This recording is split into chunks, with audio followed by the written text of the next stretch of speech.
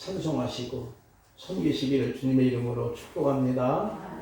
우리 옆에 사람하고 같이 또 인사할까요? 예, 주님의 이름으로 사랑하고 축복합니다. 오늘 제목은 하나님의 어린 양.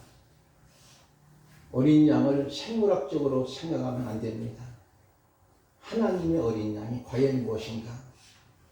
이것은 바로 구약을 배경으로 하고 있습니다.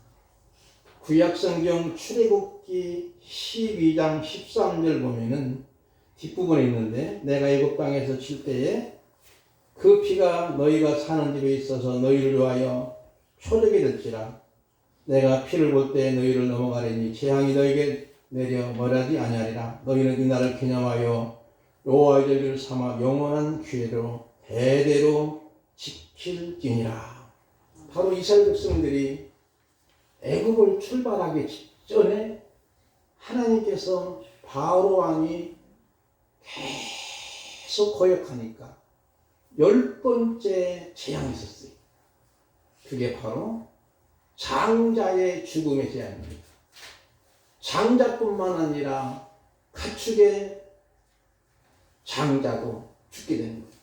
장자가 죽는다고 하는 것은 모든 것이 죽는다고 하는 예표론적입니다. 그리고 나서 이제 바로 왕이 이스라엘 백성들을 놓아주는 거예요. 그때 이스라엘 백성들은요, 장자 죽음이 하나도 없었어요. 고센 땅에 살던 이스라엘 백성들에게는 왜 그랬을까요? 바로 어린 양을 잡아서 그 피를 문설주에 착 바르니까 죽음의 천사가 그냥 지나가고 마는 거예요. 바로 이 피를 보고 그냥 지나가는 거예요. 바로 그것이 유월절입니다. 유월이라는 말은 6월달에 지키는 절기가 절대 아닙니다. 바로 지나갔다는 거예요. 영어로 패스 오버. 그냥 재앙이 지나가는 거예요. 옛날에 보면 저희 어머니께서도 동짓날 팥죽을 쓰면 그 팥죽을 갖다가 문설주에 쭉 바르는 적이 있었습니다. 나중에는 안 하시더만. 지금도 그런 사람은 별로 없지만 그러한 것들에 구전으로 내려오는 것들이 은연하게 지키게 되는 그런 모습이죠. 바로 이 6월절 어린 양, 바로 보라! 세상죄를 지고는 하나님의 어린 양이로다. 세례요한이 외쳤던 이 사건은 바로 뭘까요? 바로 구약에 있는 어린 양의 사건을 끄집어내서 말씀하는 이야기입니다. 24절부터 28절까지 내용을 보면서 세례요한은 마지막 질문에 왜 세례를 베푸느냐고 질문을 받습니다. 그런 질문에 대한 대답 대신 그는 자신과 비교할 수 없을 정도로 귀하신 분이 오실 것인데 자신은 그분의 신발끈 풀기도 감당하기 어려운 자기 걷는 자라고 말합니다. 그래서 27절에 보니까 자신이 신발끈 풀 자격도 없는 자라고 말했던 요한을 통해서 우리는 무엇을 배울 수 있을까요? 사람들이 우리를 높일 때 우리가 자신을 낮춰야 할 때인데도 그때 바로 예수님이 높임을 받는데, 문제는 뭐냐면 사람들이 칭찬하고 높여주면 우쭐대는 경향이 없잖아 있는 거예요. 하나님의 교회에서 가장 큰 문제는 자기 중심적인 거예요. 자기가 그래도 중요한 사람이다. 내가 없으면 안 되는 사람이야. 여러분, 우리가 너무나 잘 알다시피 하나님의 교회는 하나님의 주권적인 역사로 운행되는 것이지 사람이 힘으로 되는 것이 아닌 줄 믿습니다. 우리나라의 대통령들을 보면 정죄를 당해서 어려움을 겪는 분들이 허다합니다. 그렇다고 하면은 정치 지도자들이 나라를 잘 다스렸을까요? 쉽게 말하면 엉망으로 다스렸다는 거예요. 그런데도 우리나라의 국가 발전을 이루었던 것은 하나님의 은혜와 복인 줄 믿습니다. 그러므로 우리가 중요한 것은 지금 3월 9일날 대통령 선거를 앞두고 우리가 어떻게 기도할 것인가? 주여 예수 믿는 사람이 당선되게 해주옵소서. 근데 예수 믿는 사람 한 사람도 없어요. 하나님의 뜻대로 대통령 되게 하옵소서. 내가 지지하는 분이 당선되게 하옵소서. 안 되는 거예요. 누가 되든 간에 하나님을 두려워하고 하나님을 무서워하고 사람을 존중 여기고 똑바로 옳은 길로 갈 수 있는 하나님께서 붙잡아서 쓰도록 그렇게 기도하는 것이 중요한 점이 있습니다. 그리고 교회는요, 누구를 지지해서는 절대 안 돼요. 여당도 아니고 야당도 아니고 예배당입니다. 믿습니까? 여러분은 예배당이에요. 누가 좋아. 누구를 찍어. 난 그 사람이 좋아. 이렇게 말고 다 믿지 않는 사람이 있게 하나님이 누구를 선택해서도 그 사람이 하나님을 두려워하고 하나님을 무서워하고 백성을 사랑하고 바른 길로 가게 해달라고 하는 그 기도밖에 더 이상 할 기도가 없는 거예요. 그러므로 우리가 중요한 것은 하나님의 교회도 하나님이 역사하시는 줄 믿습니다. 세례요한 예수님도 그를 극찬해요. 어떻게 극찬했을까요? 따라합시다. 여자가 낳은 자 중에 가장 큰 자. 여자가 낳은 자 중에 가장 큰 자고, 그러므로 세례요한의 사역은 어마어마한 것이고, 광야에서도 사람들에게 외칠 때 막 몰려와서 세례를 받는 모습을 보는 거예요. 그런데도 내 뒤에 오시는 분은 나는 그분의 신발끈도 풀기도 감당하지 못하겠다. 이 말은 뭘까요? 나는 노예보다도 못한 사람이에요. 감히 그 앞에 나갈 수도 없고 무릎 꿇을 수도 없는 존재라고 하는 자기를 한없이 낮추는 그런 모습이지요. 오늘 우리는 주님은 종으로 여기지 아니하시고 자녀로 또는 상속자로 여깁니다. 자기를 낮출 때, 이와 같이 내가 주님의 종으로 살 때 주님은 나를 자녀로 상속자로 삼아주실 줄 믿습니다. 요한복음 1장 12절과 로마서 8장 14절 15절 말씀을 우리 인생원대로 우리 김명식 목사님 읽어주시면 고맙겠습니다. 무릇 하나님의 영광, 아니, 요한복음 1장 12절부터 영접하는 자 곧 그 이름을 믿는 자들에게는 하나님의 자녀가 되는 권세를 주셨으니 무릇 하나님의 영으로 인도함을 받은 사람은 곧 하나님의 아들이라. 너희는 아빠 아버지라고 부르짖느니라. 아멘. 여기 보니까 영접하는 자, 그 이름 믿는 자들에게는 뭐가 된다고? 대답 빨리 하세요. 하나님의 자녀예요. 여러분 생각해 봅시다. 대통령의 자녀만 되더라도 무언가 특혜를 입는 것 같고, 심지어는 국회의원 자녀만 되더라도 화천대유에서 50억을 받더라고요. 그 사람이 물론 구속당했지만. 여러분이요, 50억 만져봤습니까, 여러분? 혹시 만져본 사람 있어요? 저는 구경도 못했어요. 그런데 국회의원 금배지 붙인 아들이 월급을 받는데 50억을 받았다는 거예요. 말이 됩니까, 여러분? 우리는 뭐니 해도 하나님의 자녀인 줄 믿습니다. 따라합시다. 나는 하나님의 딸들이다. 권사님들이 많으니까 나는 하나님의 아들들이다. 아들은 4분이네. 딸들은 많고. 하여튼 우리는 하나님의 자녀예요. 바로 상속자예요. 그러면 우리가 낮출 때 예수님은 너 그저 낮아. 맞아, 너 그냥 너 핫발이요. 그렇게 말하는 것이 아니고 하나님은 나를 자녀로 삼으시는 줄 믿습니다. 우리는 세례를 통해서 주님의 신실한 종교의 특징이 무엇인가요? 성숙한 신앙의 공통점 무엇인가요? 자신의 성공과 타인의 칭찬에 춤추지 않는 것이며, 이것을 통해서 예수님을 높였습니다. 우리가 무엇인가 큰 성과를 내서 사람들로부터 칭찬을 받을 때 오히려 자신을 낮춰야 됩니다. 섰다고 하는 자 넘어질까 조심해야 됩니다. 정말 우리가 예수님을 위해 산다면, 주님의 이름을 높이는 삶을 산다면 모든 예배, 기도, 전도, 봉사, 헌신의 기쁨과 감사 언제나 있게 될 겁니다. 29절 말씀을 볼까요? 이튿날 이 말씀 우리 홍미자 권사님 한번 읽어주실까요? 29절 말씀. 이튿날 요한이 예수께서 자기에게 나오심을 보고 이르되 보라 세상 죄를 지고 가는 하나님의 어린 양이로다. 아멘.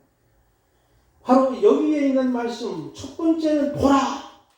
이 단은 요한 예수를 보고 메시아임을 확실히 믿고 깨닫게 되고 너무나 큰 감격의 기쁨으로 증언함을 보여줍니다.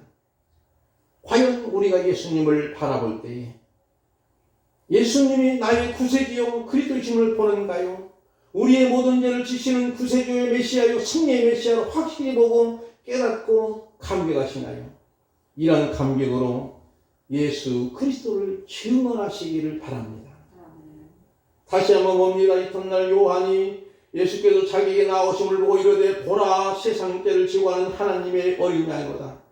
이 말씀은 예수님의 정체성을 명확하게 명시하는 선언입니다. 아주 중요한 표현입니다. 곧 내세 오시는 그이라. 그는 나는 그의 신발끈 풀기도 감당하지 못하기는 하면서 예수님을 향해서 이렇게 29절과 36절에도 말씀하지요. 36절을 볼까요? 예수께서 거니 보고 말하되 보라 하나님의 어린 양이로다. 두 번이나 강조하고 있는 모습을 보는 거예요. 그러면 먼저 우리는 보라는 말은 감탄사입니다. 세례 요한은 세례를 베풀 때 이튿날에 예수님이 나오심을 보고 이렇게 외치는 거예요. 사실은 예수님과 세례의 만남은 초면입니다. 그런데도 그는 예수님이 구약에 예언하는 메시아요 하나님의 어린 양으로 온 인류의 죄짐을 담당하실 메시아로 알게 되면 영적인 안목이 밝았다는 것을 알 수 있는 것이고 그것은 그가 예수님께 세례를 베풀 때 예수님은 세례를 받으실 필요 없는 분이잖아요. 그런데 예수님이 세례를 받으러 가시는 거예요. 요한이 안 됩니다. 내가 세례를 받아야 되는데 오히려 예수님이 세례를 받으러 오시네요. 아니야. 허락해. 세례를 베풀라. 이것은 바로 하나님의 의를 이루는 거예요. 아무 흠도 없고 죄도 없고 여인의 후손으로 성령으로 잉태된 우리 주님은 참 인간으로 오셨기 때문에 죄가 없으시기에 우리의 억만 가지 모든 죄를 담당하실 수 있는 그분인데도 그분이 세례를 받으신 것은 뭘까요? 하나님의 의를 이루기 위해서. 하나님의 의를 이룬다는 것은 뭘까요? 바로 예수님이 모든 인류가 타락해서 죄를 지었어요. 그럼 예수님이 대신 죽으실 것을 예표하는 세례를 받으시고 누구든지 예수님을 믿으면 의롭다 칭함을 받는 거예요. 그래서 이 의를 이루기 위해서 바로 세례를 내가 받아야 되겠다 하시는 거예요. 그때 세례를 받으시고 하늘의 문이 열리면서 성령이 불같이 내립니다. 그리고 하늘에서 음성이 나기를 이는 내 사랑하는 아들이요 내 기뻐하는 자다 하는 거예요. 여기에 중요한 것이 있습니다. 예수님이 세례 받으시고 기도하고 요단강강에서 올라오실 때에 하늘이 열렸다는 거예요. 그리고 성령이 비같이 내린 거예요. 그리고 하늘에서 음성이 났는데 이는 내 사랑하는 아들이요 기뻐하는 자로다. 그러면 삼위일체 하나님이 동시적으로 임재하심을 의미하고 있습니다. 이해가 되시나요? 첫째는 봅시다. 성령이 비같이 임하시고 예수님이 그 다음에 세례를 받고 기도 올라오실 때 성자 예수님, 성령 하나님 하늘의 음성이 들 때 이는 내 사랑하는 아들이요 내 기뻐하는 자로다. 바로 성부 하나님, 삼위일체 하나님이 동시적으로 나타나는 사건이기에 많은 학자들이 예수님이 세례 받으시고 이 놀라운 영적인 사건을 예수님의 기적의 사건인데 대관식이라. 이제는 예수님이 만왕의 왕으로의 대관식을 받고 이제는 예수님이 이 땅에 천국 백성의 왕으로 오신다. 그런 의미예요. 그런데 이상한 것은요, 마태복음 4장에 보면 예수님 곧바로 마귀의 시험 받은 성령이 끌렸어요. 우리 같은 보통 예수님은 예수님 이제는 막 대관식을 거행했어요. 대통령의 취임식이 있으니까 이제는 황금마차를 타가지고 허리를 쫙 해서 해야 되는데, 그리고 로마의 제국에 한거에서 독립을 해가지고 나라 독립시키고, 그리고 제자들은 한 자리에서 다 죽여야 되겠고, 그렇게 생각할 수 있는데, 갑작스럽게 예수님은 광야에 가서 시험을 받으십니다. 바로 이것은 세상 나라와 하나님의 나라에가 극명하게 차이가 있다고 하는 것을 보여주는 사인입니다. 그리고 나서 이것을 알았기에 이미 벌써 성령이 임하니까 이분이야말로 메시아야. 보라, 구약에 이미 말씀하신 하나님의 어린 양이야. 이것을 딱 깨달았던 사람이 세례 요한. 누가 줬지요? 세례 요한이 직접 세례를 줬을 때 아는 거예요. 그러면서 33절 말씀 보니까 이런 말이 나오죠. 나도 그를 알지 못하였으니, 처음에는 알지 못했다는 거예요. 긴가민가 했던 거예요. 쉽게 말하면 예수님이 메시아인지 어린 양인지 잘 몰랐다는 거예요. 그래서 세례요한과 예수님은 혈육으로서는 친척 관계입니다. 여기 알지 못하면 예수님이 처음에 메시아인지 긴가민가 했지요. 그러나 이제는 무엇으로 극적으로 요한이 변화로 예수님을 확실히 명확하게 메시아임을 알게 된 이유는 뭘까요?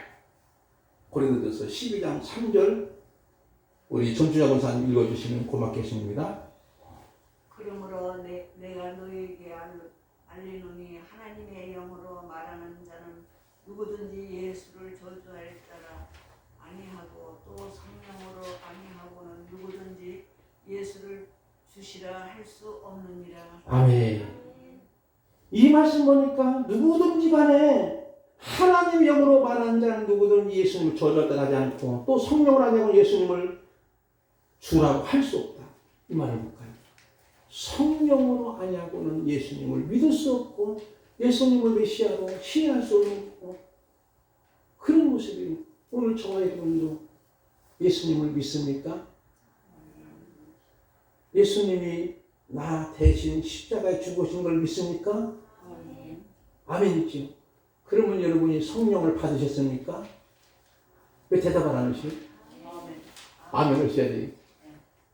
왜냐하면 예수님을 믿을 때 너희가 성령을 받았느냐? 성령을 받아야만 비로소 진정코 우리는 예수님을 메시아로, 예수님을 구세주로 믿게 되고 시인하게 되는 거예요.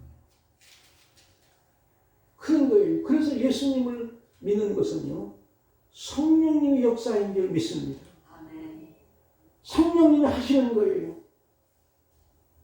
그래서 세례요한은 이걸 알았기 때문에 성령의 역사하심을 처음에는 몰랐지만 이것을 알고 예수님의 메시아의 구주심을 알기 때문에 보라, 세상 죄를 지고 하는 하나님의 어린 양이로다. 바로 성령이 충만한 사건은 뭘까요? 성령이 충만하면 하나님의 마음과 접속되어 예수 그리스도의 마음이 내 속에 들어와서 내 마음을 사로잡는 거예요. 그래서 성령이 충만한 성도는 하나님의 마음으로 세상을 보게 되는 거예요. 마태복음 16장 17절 이하에 있는 말씀을 우리 김대월 집사님 한번 읽어주시면 고맙겠습니다. 예수께서 대답하여 이르시되 가능하시도다 내가 복이 있도다. 이를 내게 알게 하는 이는 능히 아니와 하늘에 계신 내 아버지시니라. 아멘. 여기 말씀 보니까 내가 나를 주는 그리스도시요 살아계신 하나님이 아니라 고백하는 것은 네 지적으로 네가 이해해서 믿는 것이 아니고 하나님이 하늘에 계신 하나님 아버지가 알겠다는 거예요. 그러면 우리가 예수님이 메시아임을 고백할 수 있고 세상 죄를 지원한 하나님 어린 양으로 외칠 수 있는 것은 첫 번째 원리는 성령으로 가능한 거예요. 두 번째는 하나님 아버지께서 하시는 거예요. 그래서 우리는 하늘에 계신 내 아버지의 하나님의 계시와 성령님의 조명하심이 있을 때 진실로 예수님을 메시아로 구세주로 고백됨이 복된 사람인 줄 믿습니다. 저는 그래서 복된 사람입니다. 예수님을 믿게 되는 경우를 보니까 사형리 소책자 있지 않습니까? 여러분? 대학교 선교회 CC제에서 만든 축제인데 그것만 읽어줘도 금방 예수님 구세주를 믿고 따라서 기도하게 되면 기도하는 분이 있고 그런 거예요. 이게 뭘까요? 성령님의 역사예요. 어떤 분은 고리대금 업자인데 어떤 집사님이 너무 패째다 보니까 조금 돈을 빌렸으니까 빚받으러 갔는데 교회 갔다는 거예요. 교회 가보니까 그 분이 만나려고 이제 빚받으려고 갔는데 교회 분위기가 또 엄숙하니까 뒤에 딱 앉아서 예배를 참석한 거예요. 근데 예배 참석하는데 예배 참석하고 나서 이분이 예수님을 영접한 줄 믿습니다. 나중에 보니까 자기가 너무나 지나친 거죠. 성경에 분명코 있는 자는 그냥 공짜로 구워주라겠지. 이자 받으라고 하는 거. 근데 이분은 업자니까, 사채업자니까 많은 이자를 받는 거예요. 100만 원 빌려주면 20% 떼니까 20만 원 뺏어먹는 거예요. 근데 성경에는 아주 그것을 나쁘게 평가해요. 근데 이분이 그 말씀을 들었는지 모르지만 하여튼 깨닫고 예수님을 영접하게 되고 그럼 그분 예수 믿으러 교회 왔을까요? 빚받으러 갔잖아요. 어떤 젊은 친구는 교회 가면 여자 친구들이 많다 보니까 여자 사귀러 가자고 교회를 온 거예요. 그래가지고 또 예수님을 믿었다는 겁니다. 이상한 건 그분이 지금은 목사님이 됐더라. 자기가 그런 얘기를 하는 거예요. 이게 뭐냐면 성령의 역사인 줄 믿습니다. 하나님의 계시의 역사인 줄 믿습니다. 그러나 문제는 뭐냐면은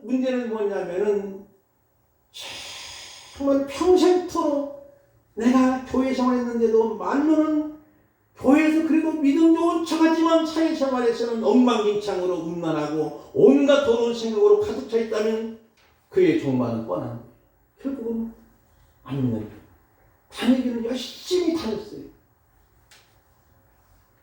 그런 분은 하나도 없지 우리 교회. 근데 어떤 교회들은 그런 분들이 있다. 그래가지고 심지어 장로님인데도 그러는 거예요. 그래가지고 세상에 나가서 엉망진창하고 교회 와서 거룩하는 거예요. 근데 나중에는 그의 종말은 뻔한 거예요. 그러나 정말로 처음에 교회 나왔던 우리 한 분이 계셨어요. 오늘은 못 나오셨는데 중국 분인데 엄청나게 은혜를 받는 거예요. 아무것도 정말 모르고 쓰는 거예요. 누가 그냥 성령께 사줘가지고 교회 가고 싶어서 교회 오신 거예요. 성령의 역사인 줄 믿습니다. 그러니까 우리는 중요한 것은 바로 내가 예수 믿는 것은 내가 예수님을 구세주로 영접할 수 있는 것은 내가 정말 예수님이 어린 양이 되신 것을 내가 믿는 것은 바로 성령의 역사와 하나님의 계시인 줄 믿습니다. 그 다음에는 세상죄를 지고하는 이 수식어를 보면 헬라말로 아이로 이 말을 씁니다. 앞에 있는 것을 제거하고 치우는 거예요. 지게를 지는 거예요. 생각할 수 있는 거예요. 이것은 세상죄를 지고 와서 그것을 없애는 거예요.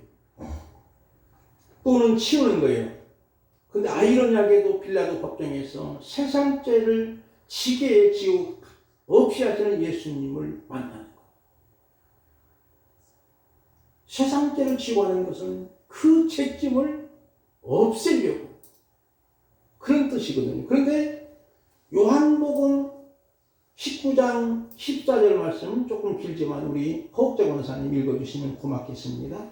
이날은 유월절의 성일이요 때는 제육시라. 빌라도가 유대인에게 이르되 보라 보라 너희 왕이로다. 그들이 소리 지르되 없이 하소서 없이 하소서 그를 십자가에 못 박게 하소서. 빌라도가 이르되 내가 너희 왕을 십자가에 못 박으랴. 대사장들이 대답하되 가이사 외에는 우리에게 왕이 없나이다 하니 이에 예수를 십자가에 못 박도록 그들에게 넘겼습니다. 예수님의 십자가 사건을 통해서 죄를 없이 하게 하는 그런 내용이 나와요. 그게 뭐냐면요, 없이 하소서, 없이 하소서, 이 말이 헬라 말로 똑같이 아이론을 봤어요. 그러면 예수님이 세상 죄를 지고 하는 이 말과 똑같은 언어를 쓰는 것 보면 예수님은 이미 아이러니하게도 십자가를 지실 때도 바로 죄를 없이 하기 위해서, 죄를 치우기 위해서 오신 분인 것을 말씀하고 있는 거예요. 사랑하는 성도 여러분, 세상 죄를 없이 하는 분은 오직 예수님밖에 없는 줄 믿습니다. 길이요 진리요 생명 되신 주님밖에 없습니다. 오직 구원의 길은 예수밖에 없습니다. 사도행전 4장 12절 말씀처럼 구원의 길은 오직 예수밖에 없다고 말씀합니다. 그러면서 아까 말씀드린 것처럼 양이 뭘까요? 6월절 어린 양을 의미하지. 생물학적인 어린 양으로 우리가 생각하지 말고 예수님이 바로 6월절의 어린 양이 희생함을 통해서 피를 흘리고 그 피가 문설주에 발라진 그 가정만이 구원의 생명을 얻은 것처럼 바로 예수님의 십자가에 흘리신 보험의 피가 우리의 구원을 주시는 줄 믿습니다. 그러므로 이 말씀은 간단한 말씀 같지만 엄청난 말씀이에요. 세리요한이 너무나 간판이 돼가지고 이제는 명확하게 깨닫게 돼가지고 보라, 세상 죄를 지고 하는 하나님의 어린 양이로다고 외치고 외쳤던 그의 모습을 우리는 되새겨보는 거예요. 장자 죽음이 임할 때 6월절 어린 양을 잡아 급히 문설주 안방에 바른 가정은 죽음의 전사가 물러간 것처럼 해방된 거예요. 그러므로 세상 죄를 지고 하나님 어린 양을 보라는 우리의 죄짐을 다 없이 하시고 우리를 살리신 그리스도를 보라는 의미지요. 사실 예수님이 십자가에 지실 때 6월절 절기였습니다. 30절 말씀을 볼까요? 내가 전에 말하기를 내 뒤에 오시는 사람이 있는데 나보다 앞서는 것은 그가 나보다 먼저 계심이라는 것이 이 사람을 가리킵니다. 여기 보면 예수님이 나보다 먼저 앞섰다는 것은 세리요한이 먼저 6개월 전 먼저 출생했거든요. 그래서 이것은 생년월일을 의미하는 것이 아니고 예수님은 성자 하나님으로 창세전에 계신 분이고 창조주로 계신 것을 암시하며 또한 세리요한은 언제나 학생 정신을 가진 것을 보지요. 학생 정신이 뭘까요? 우리 권사님 학생 정신 가지고 있으니까 책을 쓰시느라고 열심히 치열하게 책을 쓰십니다. 어떨 때는 제가 이제 11시 반 정도 왔는데 그때까지 주무시지도 않고 책을 쓰시는 것 같아요. 만났거든요. 책 쓰시는 거예요. 그리고 또 새벽기도 하시고 막 6시도 못 돼가지고 출근하시고 보통 문제 아니거든요. 다 물론 다 우리 권사님도 훌륭하시고 바로 여기서 학생정신을 세리요한은 내가 그래도 나는 예수님의 칭찬했으니까 야 그래도 난 된 사람이야. 여자가 낳은 자 중에 가장 큰 자라 했으니 나 같은 사람이 어디가 있어. 나와봐. 이런 얘기도 아니고 언제나 낮은 자세로 겸손한 자세로 배우는 자세에 있었어요. 그리고 그 당시에 세리요한의 제자와 예수님의 제자 사이에 은근한 경쟁관계가 있던 차에 세리요한이 자신의 제자들을 결국은 예수님께로 보내는 거예요. 예수님께로 보내는 거예요. 왜? 이것은 학생 정신이죠. 이제 자기의 사역을 마치는 거예요. 그리고 예수님께로 제자들을 보내는 거예요. 마지막 부분에 32절 34절에 보니까 세리요한은 나는 그분인 줄 몰랐다. 하늘이 알게 하셨다. 즉 하나님이 깨우쳐 주신 거예요. 오늘 우리 이 같은 은총을 받은 자입니다. 감격하고 정탄할 수 있는 것입니다. 그 크신 은혜에 감사히 되는 요한처럼 우리 모두가 보라 할 수 있기 바랍니다. 세상 죄를 지고하는 하나님의 어린 양이로다 외칠 수 있기를 주님의 이름으로 축복합니다. 기도하겠습니다. 아버지 하나님, 우리가 정말로 예수님을 믿는 것은 하나님의 전적인 선물입니다. 성령님이 알게 하셨고 하나님